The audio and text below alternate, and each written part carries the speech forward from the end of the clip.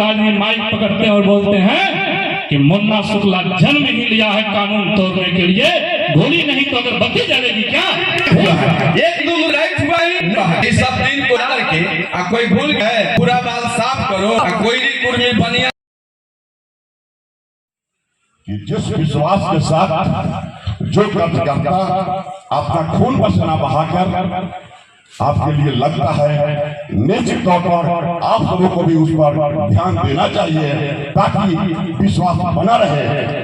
और विश्वास जब बना रहेगा तो जीत कोई रोक नहीं सकता है और काफी वोटों से आपकी विजय होगी। लोकतंत्र की जननी वैशाली लोकसभा क्षेत्र के साहिबगंज प्रखंड में एनडीए गठबंधन के तमाम घटक दलों के कार्यकर्ताओं की बैठक मुखियापति राम नरेश मलाकार के नेतृत्व में संपन्न हुआ। इस बैठक में विधायक राजू सिंह, पूर्व प्रमुख अमलेश सिंह के साथ साथ वैसे तमाम कार्यकर्ता भी शामिल हुए जो पार्टी से इतर विधायक राजू सिंह को अपना नेता मानते हैं। वहीं घटक दल के कार्यकर्ताओं ने माननीय सांसद वीणा देवी के उपस्थिति में जोश भरने का कार्य किया। कार्यकर्ताओं ने वीणा देवी के कार्यों का बखान किया। वहीं प्रधानमंत्री नरेंद्र मोदी को फिर से प्रधानमंत्री बनाने का प्रतिबद्धता जताई। इस तरीके से जदयू के प्रखंड अध्यक्ष ध्रुव शाह ने जो जोश भरने का काम किया, कमी खोटी कसर को उन्होंने पूरा किया।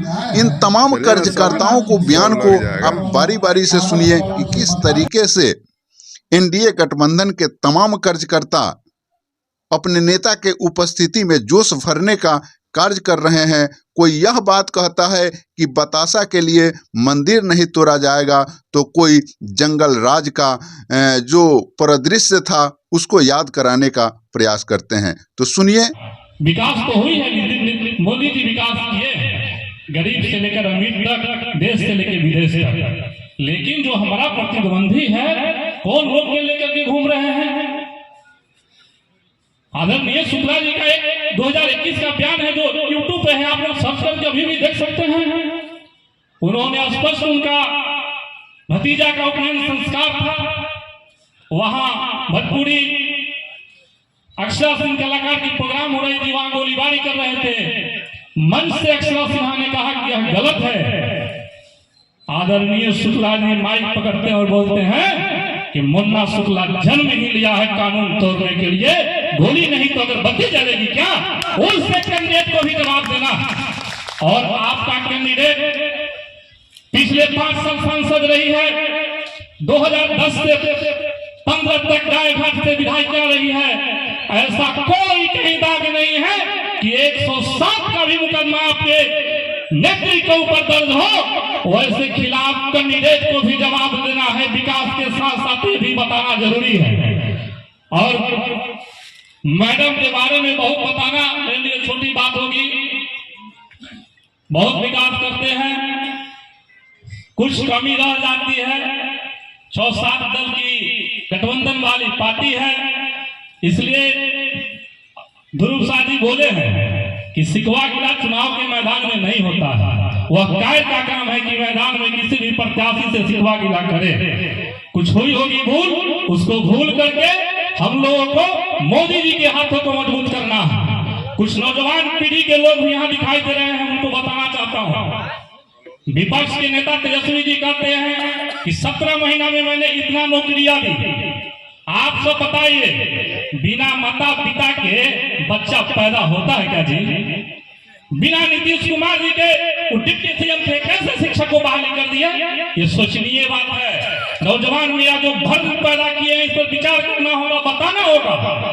उनके जो शिक्षा मंत्री से चंद्रशेखर जी, किसी भी फाइल पे उनका साइन नहीं है। जो सदन में जब एनडीए की सरकार बनती है, हमारे आदरणीय नेता राजू बाबू बैठे हुए हैं, वह भाषण उठा करके देखिए विधानसभा का, नीतीश जी तेजस्वी जी से पूछते हैं कि क्या उस फाइल पे आपका मंत्री साइन किए हैं कि नहीं किए हैं? एक बीएड के मेरे विद्यार्थी वहां मुस्कुरा रहे हैं। आप लोग चीज बताइए, वह नौकरी नीतीश जी दिए हैं, न कि तेजस्वी जी दिए हैं। बिना मुख्यमंत्री जी के कोनो कानून बनता है जी? आप इसे अंदाजा लगा सकते हैं कि जब मोदी जी ईरान के दौरा पर जा रहे थे और ईरान के जो प्रधानमंत्री उन्होंने कहा कि पूरे उनके अगल बगल के जितने भी दुश्मन देश हैं उनके अगल बगल के उनको कहा कि मोदी जी आ रहे हैं हमारे यहाँ, अगर इनके साथ कुछ हुआ तो फिर समझ लेना।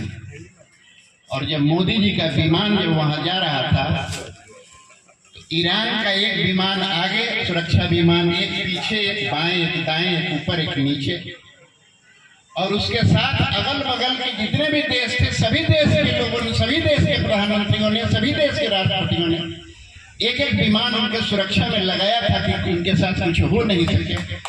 ये आपके मोदी जी के ताकत का जो है एहसास होता है, ये ताकत का पता चलता है इससे कि दुनिया में देश के प्रधानमंत्री का कितना ताकत है, कितना मजबूत आपके देश के प्रधानमंत्री हैं साथियों, ये इसी से पता चलता है। बिहार में केंद्र में उन्होंने जो योजनाएं चलाई है, किसान सम्मान निधि से लेकर के और गरीबों के घर से लेकर के और तमाम चीजों को उन्होंने जितना चलाया है, जितने ढंग से उन्होंने देश को चला रहे हैं। और बिहार में माननीय मुख्यमंत्री श्री नीतीश कुमार जी ये भी जो है सो काम कर रहे हैं, और ये दोनों एक साथ हैं। रामविलास पासवान जी के लगे हम लोगों के साथ भी ये चिराग पासवान जी हैं, जीतन राम मांझी जी हैं, ये तमाम लोग हैं जो हम लोगों के साथ हैं, और इन लोगों के साथ हम लोगों का गठबंधन हुआ है और इन्हीं के नेतृत्व में चुनाव हम लोग लड़ रहे हैं। कुछ हम सोशल मीडिया पर साथियों को देखे हैं, कुछ लोगों का बयान मैं देख रहा हूं कि कुछ उन लोगों का नारा चल रहा है कि जो मुझे सम्मान देगा वोट उसी को हम देंगे। मैं उन वैसे नेताओं को, उन छुट भइये नेताओं को मैं कहना चाहता हूं कि आखिर हिंदुस्तान में जिसके नेतृत्व में चुनाव लड़ रहे हैं वो कौन है जो आप बहस की बात कर रहे हैं कि इनको हमको यहाँ नहीं मिला, यहाँ सम्मान नहीं मिला। पूरी दुनिया, पूरा हिंदुस्तान के लोग जो यूनाइट होकर राष्ट्रीय जनतांत्रिक गठबंधन के तहत जो लड़ाई लड़ रहे हैं वो किनके नेतृत्व में लड़ रहे हैं। इसलिए ये छुट भइये वाली बात नहीं करिए। एक लाइन मैं जानता हूं कि पूरे बिहार में ही पूरे हिंदुस्तान के वैश्य समुदाय के लोग यूनाइट हैं, गोलबंद हैं और राष्ट्रीय जनतांत्रिक गठबंधन के साथ हैं।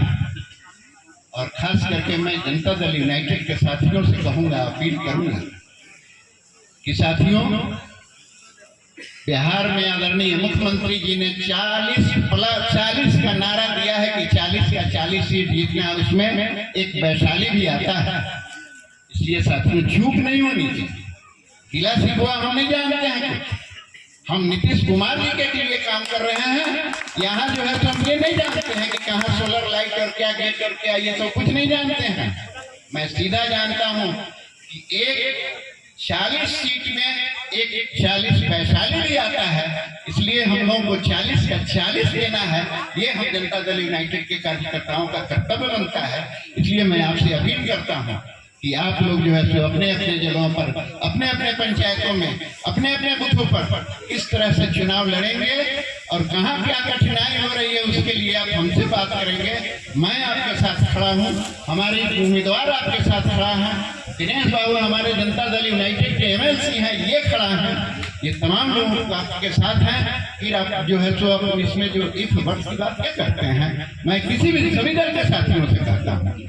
और एक मैं अंतिम मैं आदरणीय अपने सांसद जी का जो है सो आभार व्यक्त करता हूँ कि हाजीपुर सुगौली जो रेल लाइन है जिसका रफ्तार इतना धीमा था कि कई एक साल के बाद में 2004 में तत्कालीन प्रधानमंत्री और उस समय रेल मंत्री श्री नीतीश कुमार जी थे और तत्कालीन प्रधानमंत्री उस समय तत्कालीन प्रधानमंत्री अटल बिहारी वाजपेयी जी ने लालगंज वैशाली में इस कार्यक्रम का शुभारंभ किया, लेकिन इसका रफ्तार इतना स्लो रहा कि कई एक साल लंबे इंतजार के बाद में मुश्किल से जो है तो ये वैशाली तक आया।